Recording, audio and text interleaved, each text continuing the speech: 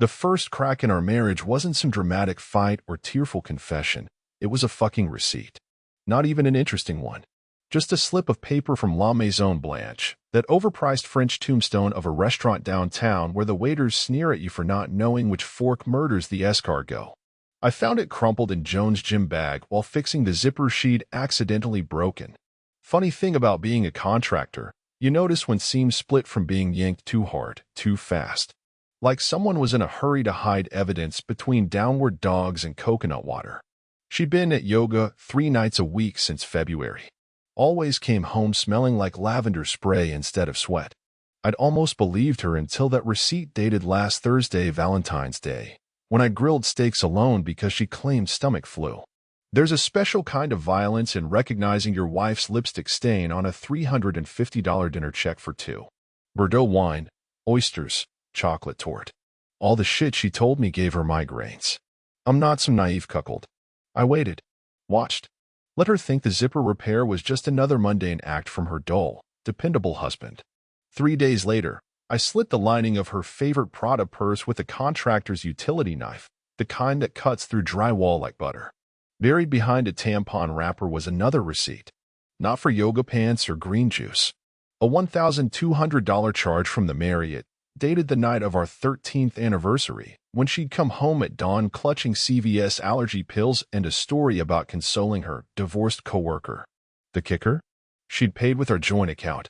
Confrontation happened in the garage, her choice, probably so the neighbors wouldn't hear. I dangled the hotel receipt between us like a live wire. This why you've been calling me unambitious since Christmas? Need more spa days? She didn't flinch. Just tilted her head like I was a malfunctioning appliance. You're imagining things. This is exactly why I need space. You've gotten paranoid, Ronald. Is it the stress? The debt. Classic Joan. Weaponized concern, served chilled. I almost laughed. Debt. Right. The same debt that built her sunroom addition and Emily's horseback lessons. But then I saw it, the flicker in her left eyelid, the one that twitches when she lies. Same tell she had when miscarrying our second child. Except back then, I'd held her through the shakes. Now I counted breaths, waiting for the performance to peak. You know what's really sad? She stepped closer, perfume thick as fog. I wanted to remember us as happy, but you've let yourself go. Stop trying. Her finger traced my belt buckle, the one she bought me last birthday. When's the last time you planned a date night? Made me feel wanted. There it was. The script flipped. My neglect birthed her affair. Textbook gaslighting with a side of guilt garni. I let her monologue, memorizing the rhythm of her lies. Watched her left hand clutch the car keys behind her back, ready to bolt if I pressed harder. What I didn't tell her. The Marriott receipt wasn't the worst of it. Tucked inside that hotel bill was a torn room service menu. Scrawled in the margin, in handwriting that wasn't hers. Next time, no condoms? I pocketed that particular detail like a grenade pin. Let her think this was about jealousy, not strategy. While she fake sobbed about growing apart, I counted the rusty nails scattered on my workbench. 12. Exactly enough to seal a coffin. The private investigator smelled like cinnamon gum and moral flexibility. I found him through a guy who owed me for fixing his meth-head nephew's foreclosure property, cash only, no questions. Marty's office was above a pawn shop that specialized in pre-loved electronics and plausible deniability. He listened to my story while cleaning a pistol with the focus of a concert violinist. Infidelity's easy, he drawled. But if your wife's banging a guy who owns half the commercial real estate in 3 counties, that's not a midlife crisis. That's a hostile takeover. He texted me photos 4 days later. Joan exiting Greg's Tesla in a skirt that barely covered her corporate feminism podcasts. Greg's hand on her lower back, not the tentative touch of new lovers, but the proprietary grip of someone who'd already bought the deed. The kicker was timestamped 9:47 a.m. at a Starbucks drive-thru. My wife, who lectured Emily about big dairy exploitation, sucking down a pumpkin spice latte with extra whip. Hypocrisy tastes better through a compostable straw. Marty's final report arrived in a manila envelope thicker than Joan's prenup. Greg's divorce settlement. LLCs tied to Joan's sister Linda. Zoning permits for my family's lakefront property, the same land Joan had nagged me to sell for tax reasons. But the masterpiece was a cocktail napkin from the Oak Room, where Joan had written $850,000. beside a lipstick smudge shaped like a dagger. I confronted her at the kitchen island where we'd shared coffee for a decade. No garage theatrics this time. Just cold daylight and the buzz of the Sub-Zero fridge where she kept her Chardonnay and secrets. "Greg's generous," she said, sipping mineral water like it was communion wine. "Not just with gifts. With vision." She didn't deny the affair. Didn't blink when I slid the napkin across the marble. Just smirked at the number. "You think maintaining this lifestyle is cheap? Emily's tuition? The vacations you never planned." Her audacity was almost impressive. Our lifestyle was built on my back, literally. The vaulted ceilings above us? My torn rotator cuff from installing them. The vacation home she'd stopped visiting? Took me 8 months to rebuild after the hurricane. I flexed my scarred hands under the table. Funny. Greg's vision seems to require my land and my wife. What's next? My kidneys. She leaned in, Chanel number 5 metastasizing through the room. "Don't be dramatic. You'll keep the business. We'll split custody. It's amicable." The word slithered out, oiled by a dozen rehearsals. I let the silence curdle. Watch her eyes dart to the patio, Linda's silhouette smoking by the pool, phone glued to her ear. Always the stage manager, my sister-in-law. "Amicable," I repeated, rolling the word like a grenade. Like when you told the PDA I forgot Emily's birthday, or when you accidentally donated my father's tools to Goodwill. Her mask slipped for half a breath. Then the ice reformed. "Sign the papers by Friday, or I'll file for abandonment." Greg knows judges. Here's what I didn't show her: the second folder from Marty. The one with Greg's offshore accounts. Photos of Linda touring my land with a surveyor. A screenshot of Joan's secret email draft titled "Post-Divorce Budget," listing Emily's expenses as negotiable. I smiled, the hollow, joyless grin of a man biting into a rotten apple. "Sure, Joan. Let's be amicable." As she strutted away, heels clicking a victory march, I palmed the keychain Cam Marty sold me. Recorded her whispering to Linda, "He's softer than I thought." Soft. Right. That night, I ordered the DNA kit. The DNA kit arrived in a plain brown box labeled "Home Allergy Test," a farce so flimsy it almost made me respect the company's audacity. I swabbed Emily's cheek while she slept, our nightly ritual now a Trojan horse. She mumbled something about math homework, strawberry-scented breath fogging the sample tube. For 12 years, I'd cleaned scraped knees and braided hair on this same princess bed. Now I stood there pocketing her cells like a fucking jewel thief. Paranoia makes you inventive. While waiting for the lab results, I took up bird watching. Specifically, the sharp-beaked vulture species known as Linda. Followed her silver Lexus from spin class to a self-storage unit on Route 9.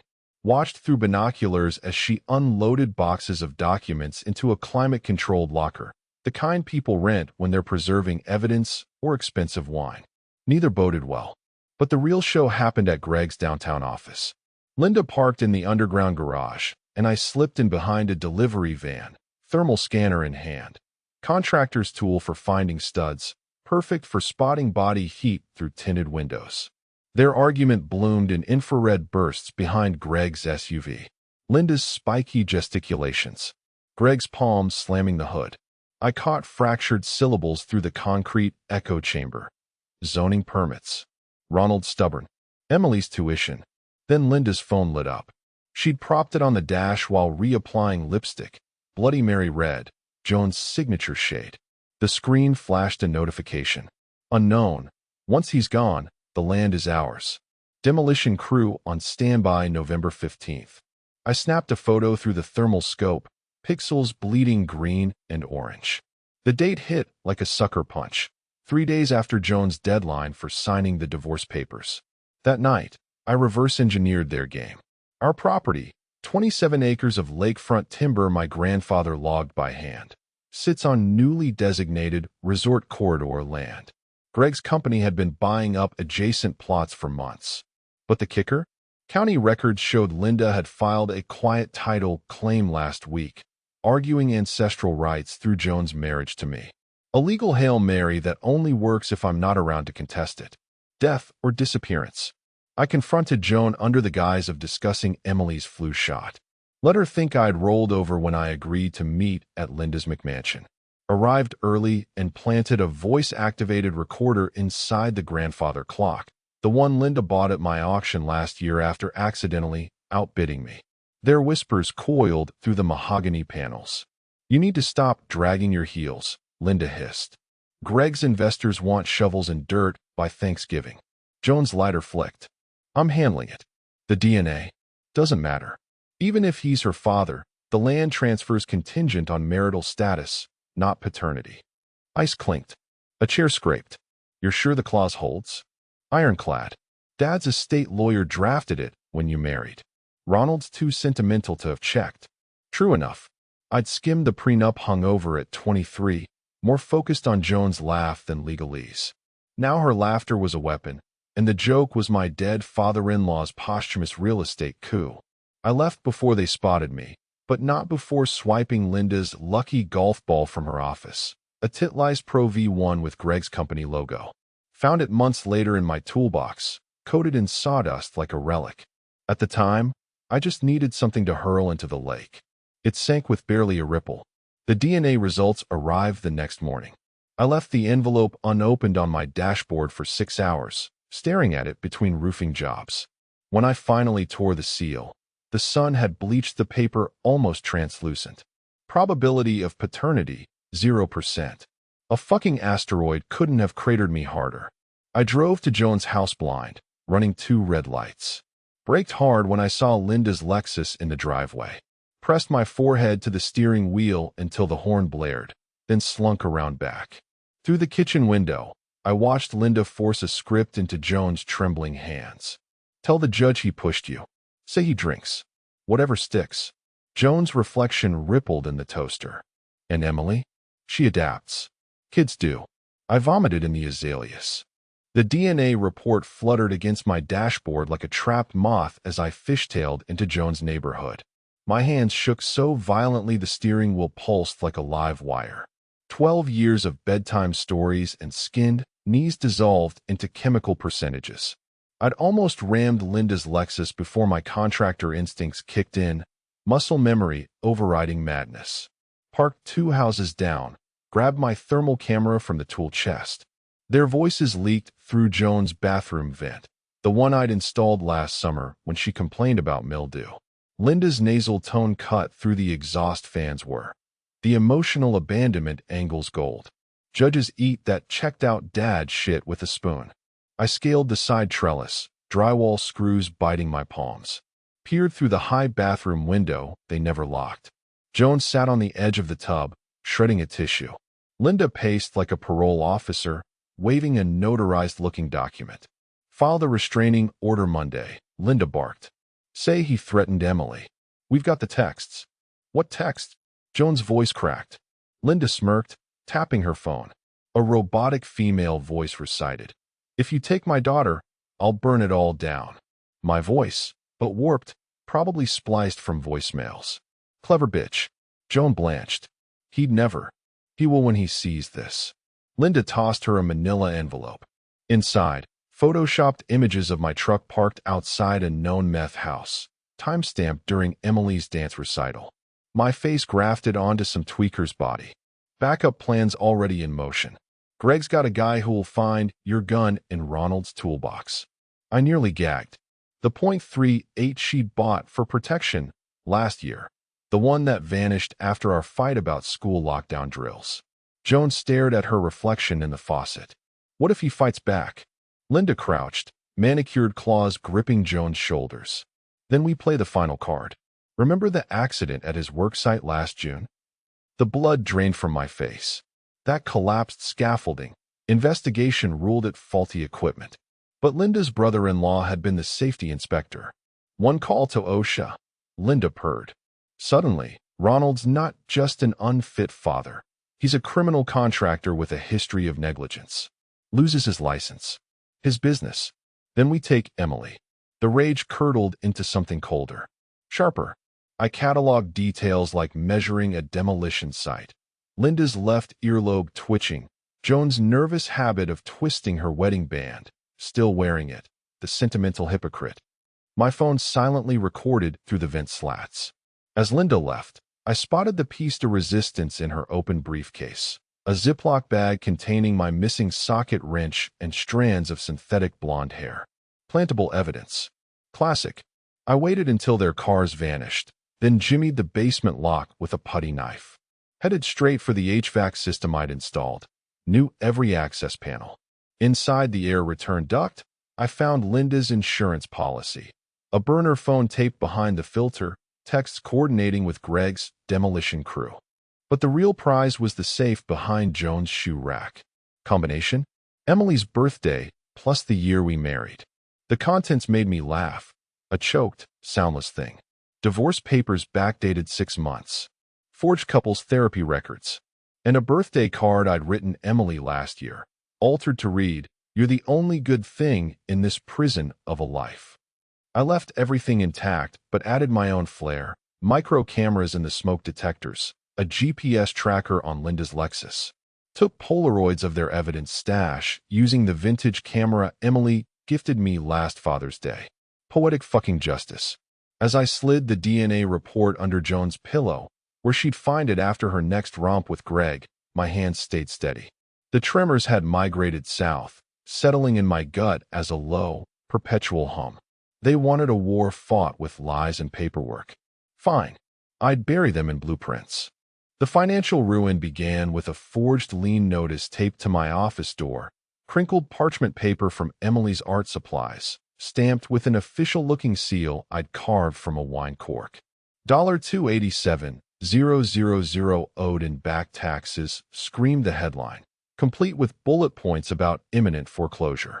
I made sure to leave it visible during Joan's next custody drop-off, along with a half-empty bottle of Jack Daniels and a pawn shop receipt for my father's watch. She took the bait like a marlin in shallow water. 2 days later, Joan materialized at my job site wearing her courtroom armor, pencil skirt, blood-red soles, and a sympathy smile thinner than the grout lines she'd once criticized. "We need to talk about the settlement," she purred, eyeing the foreclosure notice I'd accidentally left on my dash. "Greg's willing to be generous." I let my shoulders slump, grease-stained hands trembling for effect. Generous how? Her eyes glittered as she unfolded a revised agreement. The numbers were cartoonish. Alimony slashed to $1 per year. Emily's custody split 90/10 in her favor. But the kicker was page 7, section 4B. Transfer of marital property, including 27-acre lakefront parcel. APN #34-8721-01. To Joan M. Harrow, free and clear. I coughed into my sleeve to hide a grin. Free and clear. Exactly how Greg needed it for his bulldozers. "I know things have been tight," Joan murmured, playing with the diamond tennis bracelet Greg undoubtedly bought her.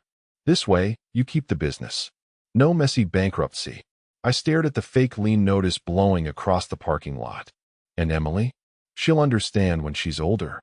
Stability matters." The wire in my tape measure housing hummed softly, capturing every syllable. I'd engineered the device myself. Contractors know how to hide things in plain sight.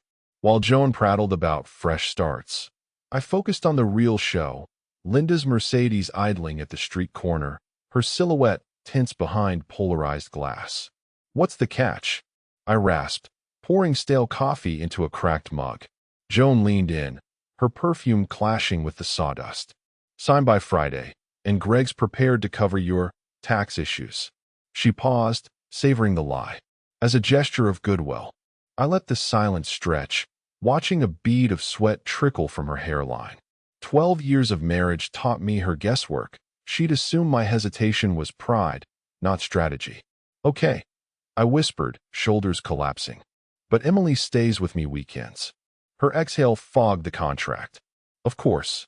As she strutted to Linda's car, I pulled out my phone and texted Marty, "Bait taken. Release phase 2. The real artistry came next. While Joan celebrated with Greg at Morton's $4.50 steak dinner on my dime, I hosted a very special open house. Local realtors, zoning board members, even Greg's golf buddy Councilman Riggs received invites to tour my soon-to-be-listed lakefront property. Served cheap champagne and dropped strategic phrases, motivated seller, developer-friendly, rezoning potential. By midnight, Greg's office had called Joan 7 times. Linda stormed my workshop at 6:15 a.m., heels sinking into gravel. What the hell are you doing? The land's supposed to be off-market. I finished, buffing the lean notice with mineral spirits. Changed my mind. Got a better offer from Suncorp Developments. Her left I twitched, the family tell. Greg's prepared to sue for breach of contract. I gestured to my office, a folding table littered with fake bids. No contract exists, just some hungry buyers.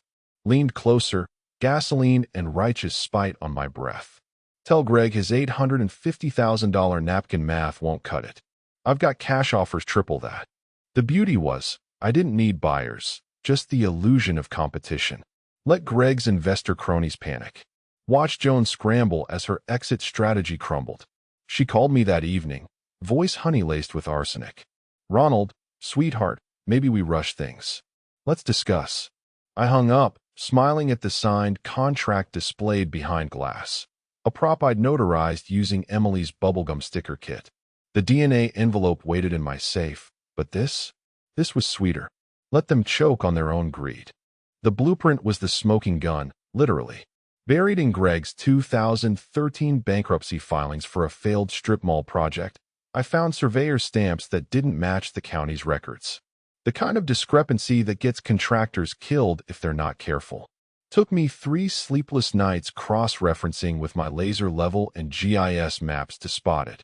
Greg had shifted property lines by 14.5 feet on paper, just enough to claim an extra acre of protected wetlands. I celebrated by buying Emily ice cream. Let Joan think I was drowning my sorrows in sprinkles while she preened for her business lunch with Greg. Sat 2 booths over in a baseball cap, listening to her complain through the din of milkshake blenders. He's been distant since Ronald started that listing charade. Joan hissed, stabbing her salad. Said something about complications with the investors. Linda's Rolex clinked against her wine glass.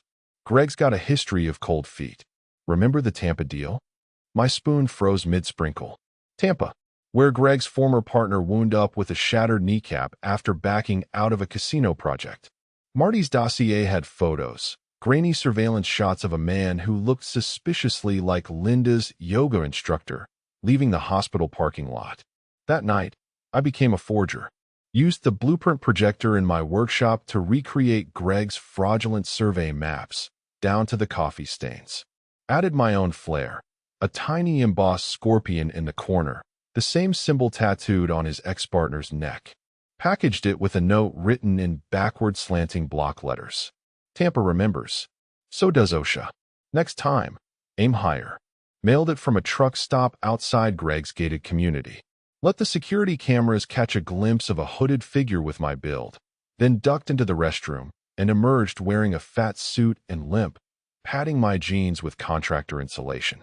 The payoff came 3 days later. Joan's panicked voicemail. Greg's postponing the meeting. Says his lawyers need clarification. Did you do something? I played dumb, elbow deep in engine grease as I repaired Linda's Lexus. A favor she'd never asked for, but couldn't refuse without looking suspicious. Planted a second GPS tracker behind the glove compartment while humming along to her Bluetooth sync. Listen live as she screamed at Greg through the car speakers. You promised no delays. My sister's been prepping that land transfer for. Shut your Botoxed mouth. Greg's voice cracked. Someone sent me photos. From Tampa. The line went dead. Linda white-knuckled the steering wheel so hard I heard leather creak through the mic. Back home, I toasted with cheap bourbon, watching Greg's company stock plummet 9% on the after-hours ticker.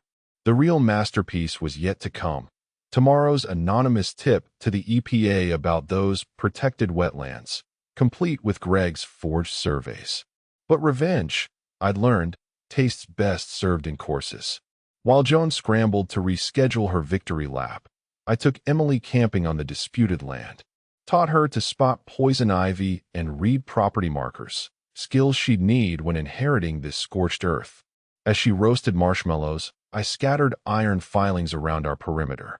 Not for protection. For the metal detector I'd rigged to Linda's Lexus's undercarriage. A little surprise for when she inevitably came snooping. Let them dig their own graves. I brought the shovels. The school auditorium reeked of tempera paint and false cheer. a nauseating combo that hit harder than Linda's perfume. I'd spent 2 hours wedged between helicopter moms sipping Starbucks, watching Emily's middle school massacre Romeo and Juliet. The teacher had adapted it into a gender-swapped allegory about climate change. Juliet wore a carbon credit sash. Joan materialized during intermission, a specter in athleisure wear, lurking by the fire exit. Our eyes met when Mercutio launched into a soliloquy about fracking. She mouthed, "We need to talk," with the urgency of someone scheduling a root canal. I toasted her with my smuggled flask, watching her reflection in its polished surface warp like our marriage. Backstage, Emily buzzed between classmates in her wilted fairy costume. Tinker Bell meets Greta Thunberg. She crashed into my legs, wings askew. "Dad, you came." The word dad hung between us like a grenade with the pin half pulled. I adjusted her crooked halo. Wouldn't miss toxic capitalism's greatest love story. Her giggle died when Joan's shadow fell over us. "Emily, baby, let's get photos before Greg." She choked on the name, but not before I caught it. Emily froze. "Greg's here." Joan's smile could have cut glass. "He's investing in the arts program." I snorted. "What's next? Sponsoring the meth lab?" Emily's grip tightened on my sleeve. "Why do you hate Mom now?" The question landed like a sucker punch. Behind her, Juliet lobbied Paris for renewable energy credits. I crouched, eye level with the sequins peeling off her wings. "Grown-ups are just kids who forgot how to share Legos." Her nose crinkled. "That's not an answer. Give me till the sequel." As Joan dragged her away, Emily slipped a folded paper into my hand. A family portrait. Mom and Dad holding hands with a blonde girl under a rainbow. Except Dad wore Greg's trademark red power tie. The house in the background wasn't ours. It was Greg's Hamptons estate from Marty's surveillance photos. The real gut twist? Emily had drawn me as a stick figure in the corner, labeled Mr. Thompson, her grumpy math teacher. I found Joan chain vaping in the parking lot. Subtle brainwashing technique. Freud would have charged extra for that. She blew mentholated venom. She drew what she feels. Maybe if you'd been present. Present like Greg? Does he know her lactose intolerance is fake? That she fakes sleepwalking when she's scared? My knuckles whitened around the drawing. Or is that next week's custody hearing material? Her phone buzzed, Linda's name flashing. Joan turned away, but not before I glimpsed the text. Erased the metadata on those pics. I left before the curtain call, Emily's art burning through my pocket. Halfway home, I realized she'd used Greg's corporate-branded markers, the same ones from his lobby displays. The house in her drawing had precise architectural details. Arched windows, copper roofing. Blueprints I'd seen in Linda's storage unit. That night, I spread the drawing beside Greg's zoning permits. Matched every window, every roofline, even the goddamn topiary. Emily hadn't imagined that house. She'd been shown it. The flask emptied faster. I traced her crayon strokes, each one a nail in the coffin of my restraint. When the bourbon ran out, I did something unforgivable, logged into her school tablet. Scrolled art class files until I found the submission timestamp. 9:47 p.m., the night Joan worked late. IP address traced to Greg's beach house. The guilt curdled into something darker, sharper. I drove to Joan's place, Emily's favorite stuffed owl in hand, the one she'd forgotten. Let myself in through the garage code I'd never changed. Upstairs, Emily's desk glowed with a kid's tablet. Open browser tabs. How to change your last name. Stepdad adoption papers. Can DNA tests be wrong?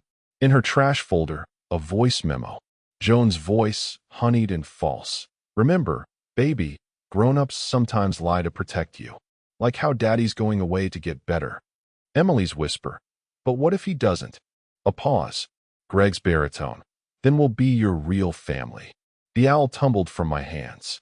I left it propped on her pillow, a micro recorder sewn into its hollow chest. Let them keep poisoning her mind. Every fairy tale needs a villain. The forged deed smelled like vanilla and betrayal. I found it taped to the underside of Linda's Peloton bike, her idea of a secure document repository. The paper stock gave it away before the notary stamps did. Crane's Crestwater 32 pounds, the same heavyweight bond I'd used for Emily's birth announcement. Joan had requested something timeless back then. Guess Linda recycled the leftovers for her little property heist. The signatures were masterful, my slanted R, the looping J in Joan's maiden name. But they'd missed the watermark. Cranes discontinued their Crestwater line after the '08 crash when CEOs stopped buying $10 per sheet paper to fire people on. This reeked of Greg's thrift store arrogance, using discounted remnants from his bankruptcy auctions. I photographed each page under UV light, revealing the faint grid lines of architectural transfer paper. Linda's tell she'd always sketched her schemes first. The property boundaries didn't just include my land, but 3 adjacent county lots. Ambitious bitch. Revenge required poetry. I spent dawn in my workshop, blending Greg's offshore account numbers with Linda's florid cursive. Used her own Mont Blanc pen, lifted during last month's Memorial Day barbecue, to forge stock transfer certificates on Crane's new counterfeit-resistant paper. The piece de resistance? A burner phone logged into Greg's darknet account, purchased with his favorite password, GoldenDoodle69. Planting the evidence demanded finesse. I accidentally sideswiped Linda's Lexus in the Trader Joe's lot, then insisted on repairing the dent. While she preened over oat milk lattes, I wedged the documents behind her airbag module with a contractor's precision, close enough to smell when deployed, but invisible to routine searches. The real art was the decoy. In her glove compartment, I left a parking ticket from the day Greg's Tampa partner disappeared, stamped with a fake municipal seal and the coordinates of their burial site. Let her wonder how deep the rabbit hole went. Fireworks erupted at the country club's 4th of July gala. From my perch in the catering van, thanks to Marty's cousin's boyfriend's liquor license, I watched Linda's face curdle as a hulking man in an ill-fitting tux cornered her by the shrimp tower. Greg says you've been creative with the books, the goon growled, vodka tonic sloshing over his Rolex. Linda's laugh sounded like a chokehold. Creative? Honey, I practically ghost wrote his. He slammed a hand against the ice sculpture, a bald eagle melting into a vulture. Where's the fucking Panama ledger? I zoomed my phone camera, capturing every twitch.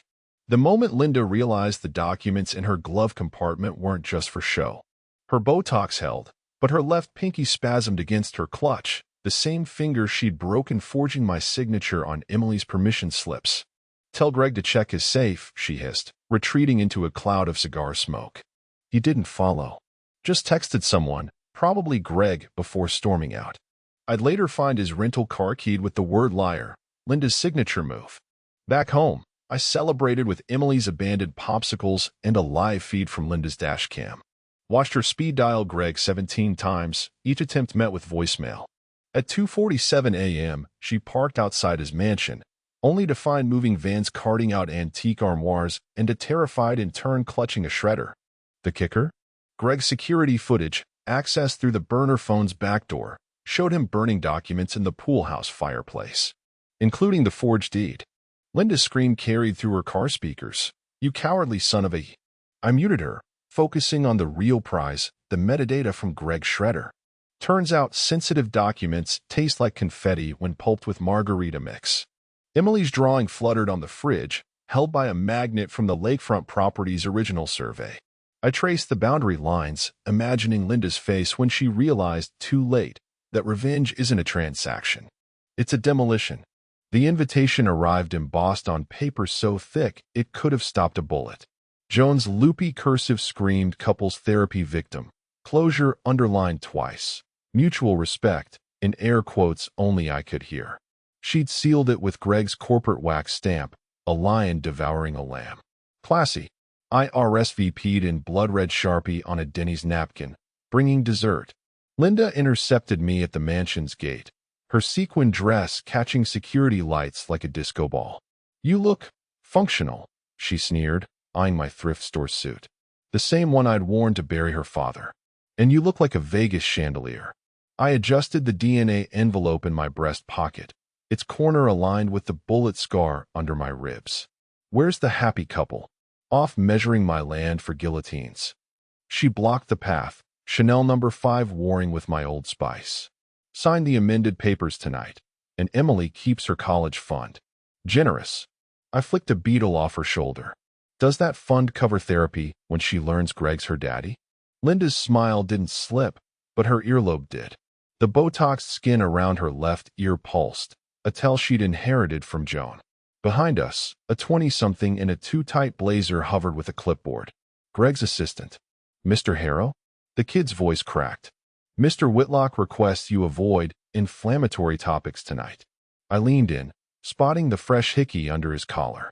Tell Greg I'll stick to appetizers and arson. The dining hall reeked of desperation, masked by truffle oil.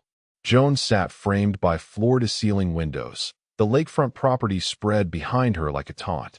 Greg's hand rested on her thigh. Proprietary, bored. Ronald. Joan's hug reeked of Xanax and Veuve Clicquot. We're so glad you're embracing this transition. I let her linger, counting the security cameras. 5. 6 if you counted Linda's phone. Wouldn't miss your last supper. Greg's Rolex clinked against his Waterford crystal. Joan tells me you're considering vocational training. Wise move. The salad course arrived, arugula and shaved Parmesan. I crumbled a gluten-free crouton. Heard OSHA's auditing your Tampa site. Bad time for vocational advice. His fork froze. The assistant dropped a bread knife. Joan laughed. Hi, Reedy. Ron's always been our jester. Linda's stiletto found my shin under the table. I smiled, palming the steak knife. The main course brought Greg's unraveling. Filet mignon bled across his Limoges china as his phone buzzed. Once, twice, 16 times. Each vibration tightened the assistant's grimace. Excuse me. Greg stood, napkin fluttering like a surrender flag. The assistant followed, whispering urgently. The EPA filed injunctions, Panama Papers leak. I toasted Joan with her own Merlot. Hear that? Sounds like Greg's getting audited. Her smile hardened. Sign the papers, Ronald, before you embarrass yourself further. Linda slid the documents over, her diamond bracelet catching the chandelier light. I recognized the notary's stamp, the same one she'd forged on the land deed. Funny, I traced the fake signature. This looks just like the autograph you practiced in high school. Still dotting your I's with hearts. Joan's wine glass trembled. We're trying to help you. Help? I stood, rolling up my sleeves to reveal the chemical burn scars from rebuilding her father's boathouse. You wouldn't know help if it. Mr. Whitlock, the assistant burst in, face ashen.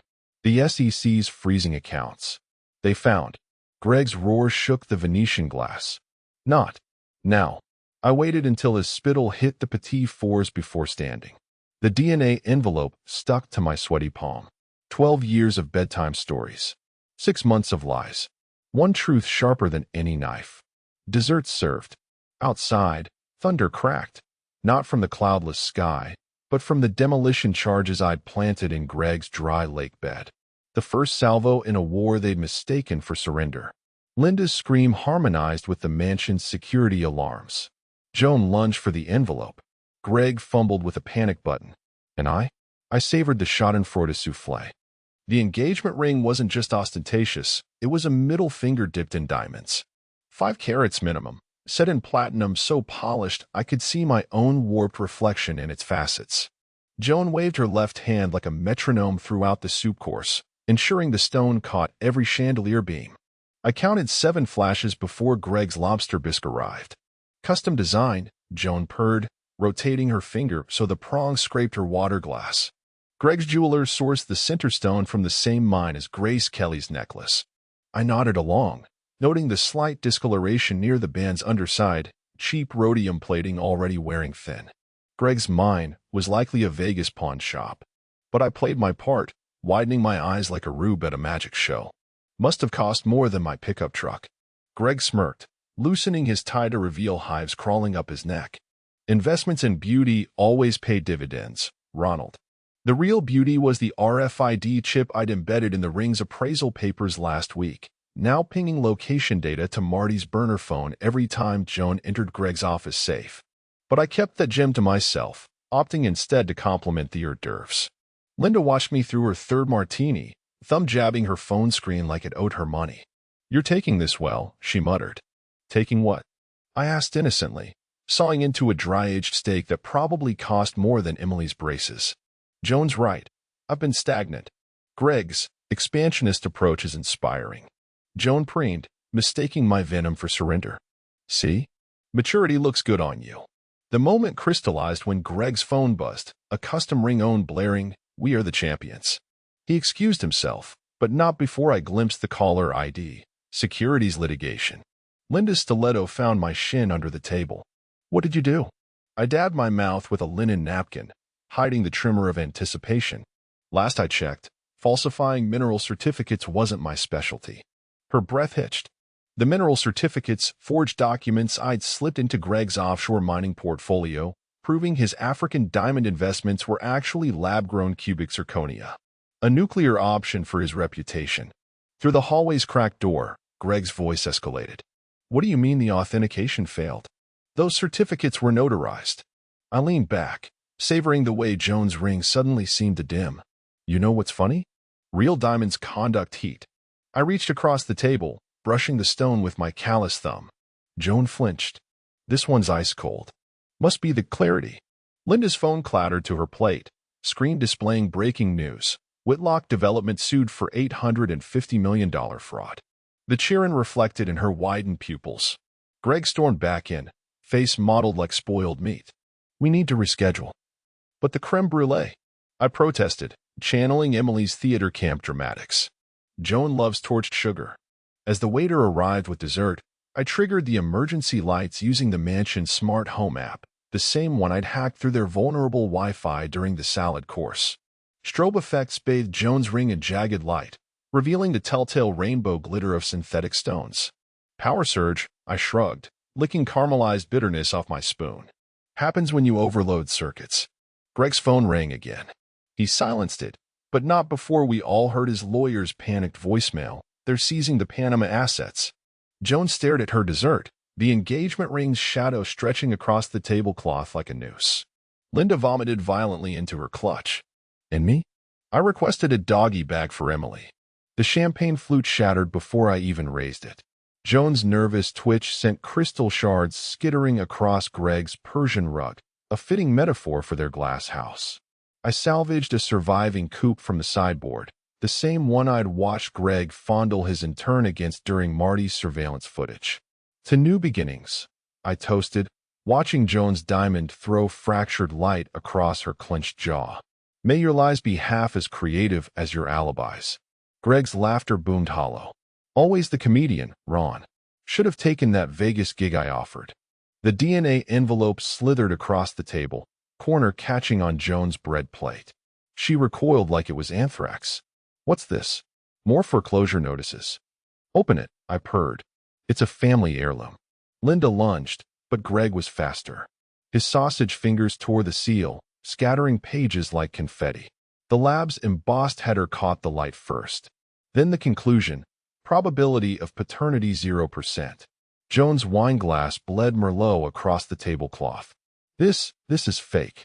You doctored. Like you doctored the security footage from Mother's Day?" I tapped my phone, cueing the clip of her fall down the stairs, a stunt she'd staged to claim domestic violence. The video played silently on Greg's smart fridge, her Oscar-worthy scream muted by sub-zero hum. Greg's face purpled. "You said he pushed you." "He did." Joan clawed at his arm. "The video's edited." I leaned back, savoring the syllabic ballet. "Check the metadata. Original timestamp matches when you were." I flicked to a second video, Joan entering the Marriott with Greg's Golf Pro, timestamped 8:47 p.m. "Practicing your swing." Greg hurled the DNA report. "You lied about the kid too?" "The kid?" My knuckles whitened around the steak knife. "Her name's Emily. She's 12. Favorite color's teal. Hates coconut. Still sleeps with that owl eye." The words curdled. Joan found her fangs. "You're hardly father of the year. Always working. Always distracted." "Distracted?" I stood, looming over Greg's wilted power stance. "I built her treehouse with a broken rib. Drove 6 hours for that owl when the store sold out. Sat through every goddamn recital of her eco-musical bullshit while you." The knife quivered in my grip. "While you were busy fucking this sentient hair plug." Greg's chair toppled. "You're psychotic. I'm calling. Your lawyer." I tossed him Linda's burner phone, still logged into his offshore accounts. "He's busy explaining your Panama paper trail to the FBI." The room constricted. Joan's perfume soured to panic sweat. Greg's phone buzzed with a notification. Asset freeze initiated. But the killing blow came from the envelope's last page, a forged addendum I'd slipped between the lab sheets. Notarized documents proving Greg had signed Emily's birth certificate during their first affair, complete with his authentic-looking scrawl lifted from the Tampa blueprints. Greg's roar shook the Waterford decanters. "You said she was mine." Joan scrambled. "I never. He's lying." I pocketed the knife. My vengeance served medium rare. "Check the dates, Greg. Emily was conceived during your business trip to Cancun, right after Joan's third miscarriage." The silence that followed wasn't silence at all, just the white noise scream of collapsing empires. Linda's phone buzzed with a Google alert. Whitlock Development CEO named in federal fraud investigation. I left them to their funeral feast, Emily's drawing flaring in my breast pocket like a second heart. The real punchline? The DNA report was fake. The truth would destroy them later. Linda's manicured claws grazed the envelope just as the mansion's 85-inch TV flickered to life behind us. I'd rigged the smart system weeks ago, piggybacking on Greg's insatiable need for surveillance, and now his own cameras testified against them. "Don't!" Joan shrieked, but it was too late. The footage rolled. Linda at Greg's desk, midnight, forging his signature on land deeds while humming Camptown races. Her reflection glowed in the window, every notary stamp and coffee stain preserved in 4K. Greg's bourbon glass exploded against the wall. "You framed me." "Framed." I tossed Linda's lucky golf ball, the one I'd fished from the lake, onto the table. Greg's company logo stared back, flecked with lakebed muck. "Your surveyor's prints are all over the falsified boundaries. Even left your lice at the crime scene." Linda lunged again, but I sidestepped, letting her face blend into the butter-poached lobster. "Check the metadata, Greg. Your mistress here's been plotting since the bridal shower." The screen split, Linda coaching Joan through fake abuse allegations in my own kitchen. Emily's crayon drawing fluttered from my pocket, landing face up on the ravioli. Greg's red-tied doppelganger leered from the paper. "Daddy." Emily stood in the doorway, backpack dangling. Eyes wide as the security feed played her mother's greatest hits. Joan's recorded voice slithered through the room. "Tell the court he drinks. That he threatened us." Linda scrambled up, shellfish dripping from her highlights. "Sweetheart, this is adult stuff." "Is that me?" Emily pointed at the video of Linda photoshopping my truck into meth house surveillance shots. Her lower lip quivered. "Why am I on the computer?" Greg found his voice first. "Your mom's a lying." I cut him off with a remote click. The screen froze on Linda's spreadsheet titled Post-Divorce Asset Allocation, Emily's name listed under liquidation costs. "Bedtime, kiddo." I shepherded Emily toward the foyer, blood roaring in my ears. Her sneakers squeaked on marble. "But Mom said you were sick." She gripped my sleeve, smelling of pencil shavings and chapstick. That I had to live with Greg now. Behind us, Greg's fist met drywall. Joan wailed about statutes of limitations. Linda screeched something about cloud backups. I knelt, blocking her view of the carnage. "Grown-ups make messes sometimes. Doesn't mean we stop cleaning them up." Her fingers brushed the DNA envelope peeking from my jacket. "Is that my report card?" "Better." I stood, steering her toward the Uber idling outside, prepaid, anonymous, stocked with her favorite snacks. "Go show Mrs. Patterson your science project. I'll be home by curfew." As the taillights vanished, Linda's Lexus peeled into the driveway. Greg's lawyers swarmed, barking into headsets. Joan hyperventilated into a $300 napkin. I reloaded the security feed on every device in the house, phones, tablets, smart fridge. Let them drown in their reflection. Checkmate, Linda. I dropped the DNA results into her champagne flute. Your move. But the real victory was the alert chiming on my phone. Emily's owl recorder capturing her whisper to the Uber driver. "My dad's a superhero. Capes are overrated. But for her, I'll wear the damn spandex." The rain slapped the windshield like a standing ovation gone wrong. Emily sat shotgun clutching Mr. Hoots, the owl's button eyes reflecting dashboard lights in judgmental circles. I'd scrubbed the DNA report residue from my hands twice at stoplights, but the lab's chemical stink clung like a confession. "Mom said you were sick," Emily mumbled into the owl's frayed ear. Like brain sick. That I had to be brave. The wipers squeaked liar, liar, liar. I flexed my grip on the wheel, knuckles cracking a Morse code I refuse to decipher. Grown-ups get scared too. Sometimes we break things trying to fix them. Her sneaker scuffed the floor mat I'd shampooed after last summer's milkshake disaster. Aunt Linda said you'd take me away where there's no horses or Wi-Fi. The lie landed like a shiv between ribs. I merged onto the highway, counting exit signs to steady my pulse. You know that game where we guess truck cargo? Aluminum siding. Frozen shrimp. Self-help books for shitty parents. Her giggle died halfway. Are you still my dad? The question hung between us, swollen and radioactive. I remembered teaching her to parallel park here last month, her panicked laughter as we mounted the curb. You're still my co-pilot, I'd said, tossing her the AUX cord. Now I reached under the seat, producing the warped photo from her 6th birthday, me mid-collapse in the bouncy castle, her riding my shoulders like a rodeo champ. Do I look less daddish here? She traced the cracked laminate. Mom cried after this. Said you embarrassed her. The truth detonated softly. Your mom's crying at the wrong show, kiddo. Rain blurred the lines between asphalt and night. Emily fished something from her backpack, Linda's gold-plated lighter, stolen during last Thanksgiving's cheese board fiasco. They thought I was asleep. In the pool house. The lighter clicked. Click. Click. Mom said custody's just paperwork. Aunt Linda laughed about a trust fund that I'd thaw out in boarding school.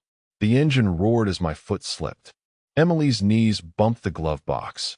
You're not luggage, I growled. I know. The lighter flame cast her face in flickering resolve. That's why I recorded them. She pressed play. Joan's voice, tinny through iPhone mic.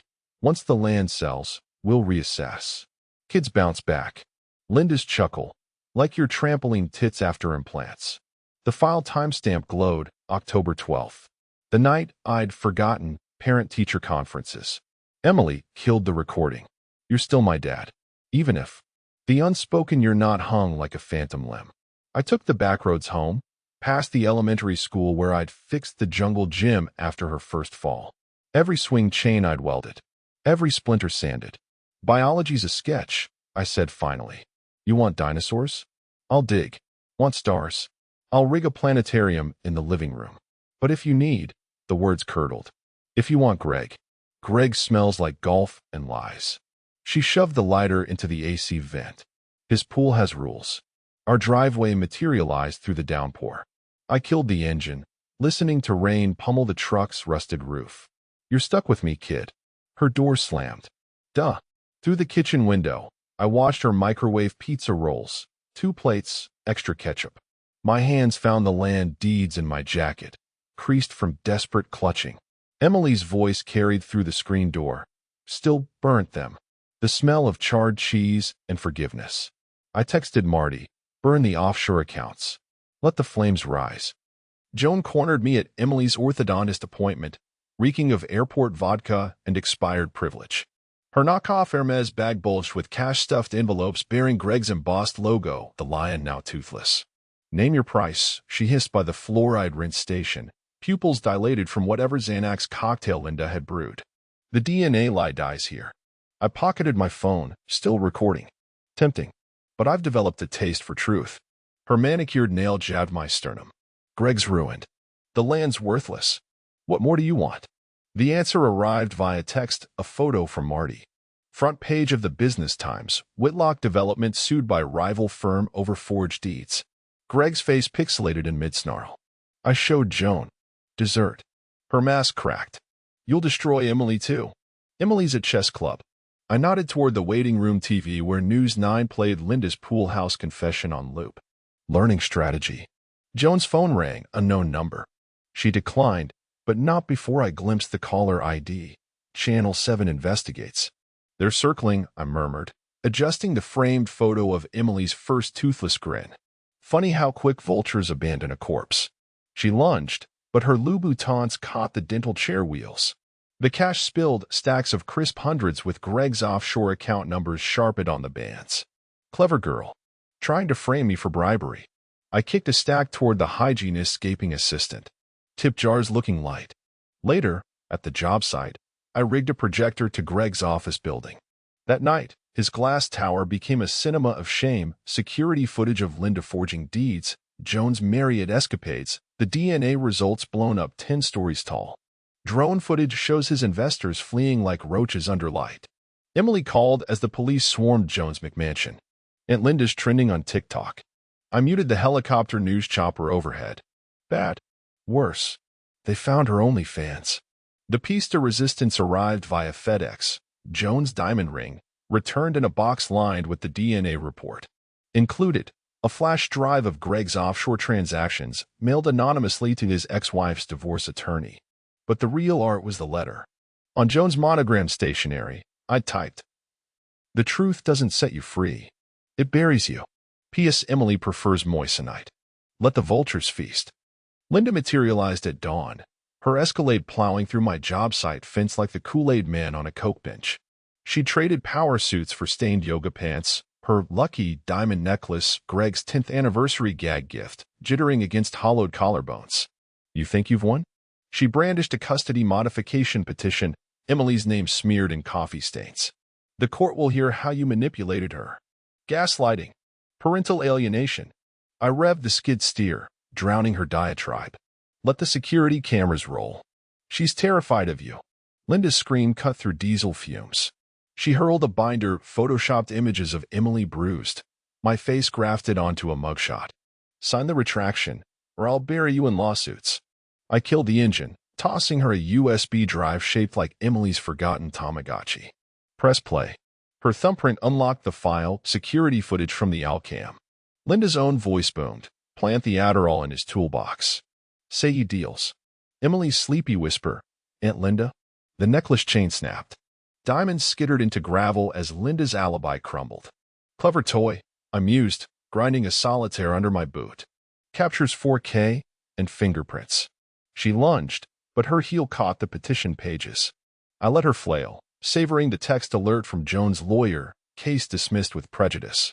You'll lose her too, Linda rasped, bloody knees staining Emily's discarded friendship bracelets. She'll realize what you are. I palmed the final gem, Linda's burner phone buzzing with Greg's suicide note. Already lost you, I said, walking away. Her Mercedes backfired, a misfire or gunshot, I didn't care. The Real kill shot was already trending at Suburban Cartel's viral video of Linda coaching Joan to fake abuse, soundtracked by Emily's playlist, Liar Liar Pants on Fire. Emily texted as sirens wailed, and Linda blocked me. T-checks for the follow. I scrolled her new TikTok, a duet with the Alcam footage, captioned hashtag family drama. P.S. Dad owes me ice cream. Just as tastes better sprinkled. The custody hearing smelled like burnt coffee and perjury. Joan's lawyer, a human toothache in a $3,000 suit, droned through her binder of parental negligence claims. Blurry photos of me passed out drunk, asleep on the couch after rebuilding Emily's flood-damaged school. Time-stamped receipts from bars I'd never visited, Linda's Photoshop specials. Even a sworn affidavit from Greg's pool boy claiming I'd threatened Joan with a nail gun. True, but only because she'd worn open-toed shoes on my work site. I let them exhaust their script. Let Joan dab non-existent tears. Let Greg fidget in his ankle monitor, sweating through a polyblend suit that screamed court-appointed attorney. Then I played the pool house tapes. Emily's Alcam footage projected onto the courtroom wall. Linda's voice crisped through the PA system. Once we've got full custody, Greg's liquidating the land. Emily's trust fund gets adjusted. Greg lunged up, shackles clanking. That's out of context. The judge arched a brow. Context being. My lawyer slid over the land deeds. Financial coercion spanning 7 LLCs and 3 offshore accounts. All funded by Mr. Whitlock's fraudulent rezoning schemes. Joan's mascara bled. Objection. This is character assassination. Sustained, the judge sighed. But Ms. Harrow, you might want to stop digging. The coup de grace came via Emily herself. The judge invited her chambers chat. No lawyers, no theatrics. Just a 12-year-old and her juice box. Does your father help with homework? The judge asked. Emily shrugged. He sucks at algebra but built a volcano that actually erupted. Mom said it was lowbrow. And your mother? She's good at picking outfits. And forgetting parent-teacher conferences. The kicker? Emily's phone, submitted as Exhibit D, contained Joan's unhinged texts. Tell the judge daddy's episodes scare you followed by Remember the Pony I Promised? But the real dagger was Emily's unsolicited sketch, the judge's bench reimagined as a circus tent, Joan as a lion tamer cracking a whip labeled alimony. When we reconvened, the judge's lips twitched. Ms. Harrow's credibility appears theatrical. Mr. Harrow's documented care, despite unorthodox methods, demonstrates stability. Joan's shriek harmonized with Greg's gag order violation. He's not even her real. The gavel cracked. This court prioritizes emotional bonds over biological technicalities. I didn't cheer, didn't smirk. Just met Emily's eye roll from the gallery, our silent pact. Outside, Joan clawed my windshield. You'll regret this. Emily cranked the radio. Can we get Taco Bell? As we peeled away, Linda's Mercedes careened past, pursued by news vans. Emily giggled at the chaos. But in the rear view, Joan's reflection mouthed, she'll choose me. The tacos tasted like hollow victory. The eviction notice was nailed to Joan's McMansion door with a roofing tacker, poetic fucking justice. I brought Emily to witness the collapse, like taking a kid to watch controlled demolition. She clutched Mr. Hoots, the owl's remaining eye-reflecting sheriff deputies hauling Joan's designer luggage to the curb. Joan emerged barefoot, her once pristine yoga pants grass-stained from sleeping in the Mercedes Greg repossessed. She lunged at Emily, reeking of minibar gin. Baby, tell them this is a mistake. Emily stepped behind me, her grip on my tool belt tighter than a torque wrench. Mom, stop. The word mom hung rotten between us. Joan's face contorted, part snarl, part death rattle. You're poisoning her. I unfolded the final court order, crisp as a blueprint. Says here you've got 20 minutes to vacate. Clock started when you sold Emily's pony fund to pay Linda's bail. Her manicured claws scraped the decree. You'll regret this. She'll hate you when she's older. Emily's whisper cut through the foreclosure chaos. I'm glad you're my dad. Joan froze, a marionette with severed strings. The admission hung heavier than any judge's ruling. I crouched, a level with the woman I'd once slow danced with at our prom. You built this coffin, Joan. I just provided the nails. As deputies escorted her out, Emily salvaged one item from the debris, a cracked photo of us at Disneyland. My arm in a sling from carrying her on Space Mountain all day. Joan's face was neatly scissored out. Proof you've always been the hero, Emily deadpanned, tucking it into Mr. Hoot's stuffing. The victory party was a drive-through ice cream run. Emily lapsed into silence halfway through her sprinkle monstrosity. Still tastes like guilt, huh? I asked, merging onto the highway. She stared at the sunset smeared across Joan's foreclosed community. Will she be okay? The truth? Joan would spiral through couch surfing and GoFundMe grifts, her Instagram morphing from #blessed to #victim. But Emily needed mythology, not postmortems. She's resourceful, I said. Survival's her love language. Emily nodded, sprinkles melting into a kaleidoscope of regret. We both knew the math. This win cost us more than Joan's jewelry. That night, I found her rereading the DNA report by flashlight. Still 0%? Yep. She flopped onto her Star Wars sheets. Cool. Means I'm 100% your problem. The hollowness echoed, but so did her laughter when I threatened to return her to the circus. As she drifted off, I unscrewed the owl cam, its duty fulfilled. The last recording played softly. Emily's voice, recorded weeks prior. I picked Dad. Even if he's not, you know. A pause. Then, to herself, especially because the victory wasn't in the custody decree or Joan's ruin. It was in the trust of a girl who'd learned to spot blueprints beneath the bullshit. I kept the owl on my workbench, not as a sentry, but as a reminder. Some foundations, once poured, can't be cracked. The Veterans Charity plaque arrived on a Tuesday, bronze letters gleaming under the porch light of our new double-wide. Emily used it as a coaster for her Kool-Aid while we assembled IKEA furniture that smelled like Swedish regret. Should have let them keep the land, she muttered, tracing the engraved ingratitude with a chewed fingernail. Now we're stuck with this paperweight. I didn't tell her about the clause, that donating the acreage required Greg's shell companies to match the contribution. Let the IRS dissect that carcass. Joan's letter came 6 months later, postmarked from a Nevada truck stop. The envelope reeked of cloves, cigarettes, and desperation, her once perfect cursive devolving into ransom note scrawl. I'm getting help, it lied. Emily deserves her mother. I burned it in the cast-iron skillet Emily bought me for Father's Day. Watched Joan's pleas curl into carbon flakes, her perfume choking the smoke detector into a seizure. Emily found the ashes while scavenging for cookie sheets. Gross. You cremated a raccoon. Worse. I flicked the burner. Your mom's ego. She stared at the greasy residue, lips moving as she pieced together half-legible phrases. Regret. Mistakes. Blood. When her eyes met mine, they held the same forensic glint I'd honed over months of vengeance. You didn't have to torch it. Had to. I scraped the skillet. Kindling scarce in November. We both knew the truth, that forgiveness is just delayed arson. The town's gossip mill spun gold from Joan's meltdown. Linda's OnlyFans debut. Greg's plea deal. My favorite headline. Scorn contractor destroys dynasty with DNA test and duct tape. Emily pinned it above her bed like a trophy. But the real epilogue unfolded in stolen moments. Emily lingering at the mailbox. Hoarding quarters for pay phones. Sketching family portraits with 2 moms and no dads. Last night, I found her dissecting the charity plaque with a butter knife.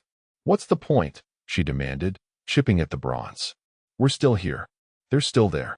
I handed her the knife sharpener. Point is, they're not here. She unearthed the DNA report months ago, the real one, buried in my locked toolbox. Never mentioned it. Just started calling me Ronald in casual jabs. Pass the salt, Ronald. Nice flannel, Ronald. Who forgets taco night, Ronald?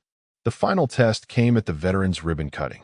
Local news filmed me shaking hands with widows while Emily lurked off camera, hugging Joan's unopened rehab letters. You kept them, I noted afterward, scrubbing plaque polish from my knuckles. She shrugged.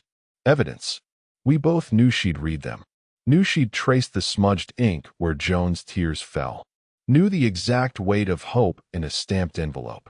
Now she sits cross-legged on our rotting deck, burning marshmallows into carcinogens. The sunset paints her silhouette Joan's exact shade of betrayal. Do you regret it? She asks, not specifying it.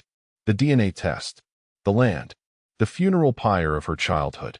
I jab my stick into the fire pit. Regret's a luxury. I prefer propane. Her marshmallow erupts in flames. We watch it die together, 2 arsonists tending different fires. You're still my dad, she says, not looking up. Still your problem, I counter. The lie hangs between us, sweet and sticky. Somewhere, Joan's ashes cling to the skillet. The veteran's plaque tarnishes in the rain. Emily's owl cam gathers dust, its last recording a silent vigil. We don't speak of forgiveness. We rebuild.